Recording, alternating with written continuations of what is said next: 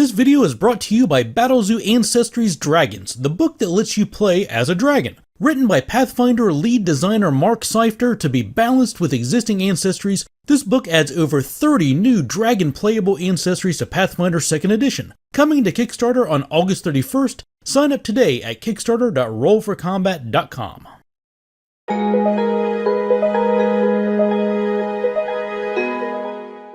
Now, our second question is something that comes up in my games a lot, and that is moving an enemy in a direction other than away. So we've got shove that can move your enemy away from you, but if I just want to grab an enemy and move them into a different adjacent space, just push them aside, there doesn't seem to be a hard-coded rule to allow for that. So how do we do that within Pathfinder 2nd Edition? All right, so there's not a basic tactic that just like anybody who has anybody who has athletics at all can just automatically do that, like there is for shove or grapple.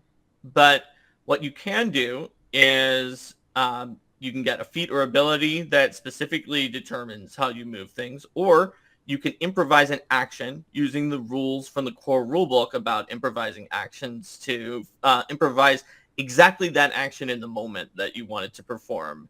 And so that the core rulebook has some fairly robust guidelines to help you try to figure out what you're going to do for those. And then that way the GM and the player can take those by case basis. But if you have a feat or ability that gives a very specific, some kind of very specific movement that you can do, then of course you can always use that, and it's not a case by case. But it's never going to cover all of it, and you can always use the rules for improvised actions to figure out whether that particular movement works for you.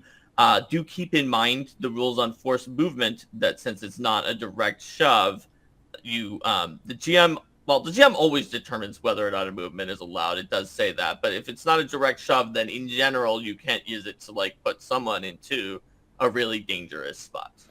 Right, yeah. The area that I see it pop up in my games would be like, we were playing Extinction Curse, and so there was a scene under the big top of a circus, and there was a patron who was acting a little rowdy, and one of my players, who's a great big barbarian, was like, I've had enough of this guy. I'm just going to go grab him and drag him out like he's a bouncer, like, we're done with you, you're being ejected from the circus. And we were having difficulty finding a rule that would allow for that kind of movement. You could definitely make it an improvised action using the general improvised action rules, which, if I recall correctly, they say like, when in doubt, think about, is this something that you think someone should be able to like spam 3 times in a round? If so, 1 action. If not, 2 actions. Think about requiring a check that makes sense for it so that it's not an auto success.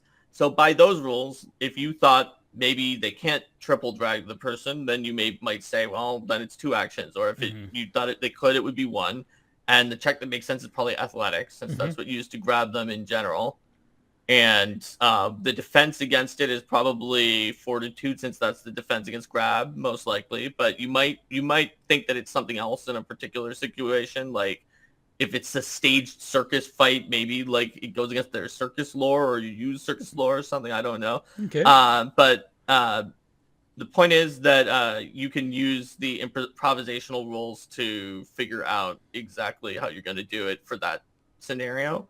And that way also, you and the players know that if it's a little bit different the next time, the circumstances might be different too. Or maybe it only takes 1 action in another situation because it's actually easier there for a certain reason. So that'll do it for this edition of Ask a Paizo Designer.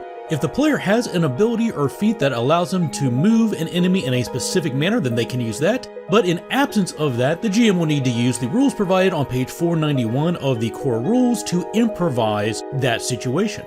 As always, please leave your questions for future editions of Ask a Paizo Designer in the comment section of this video. And as always, I want to take a quick moment to say thank you to everybody out there who supports me, whether that's through clicking the like button, subscribing to the Patreon, subscribing to this channel. I appreciate everything you and the community do to support me.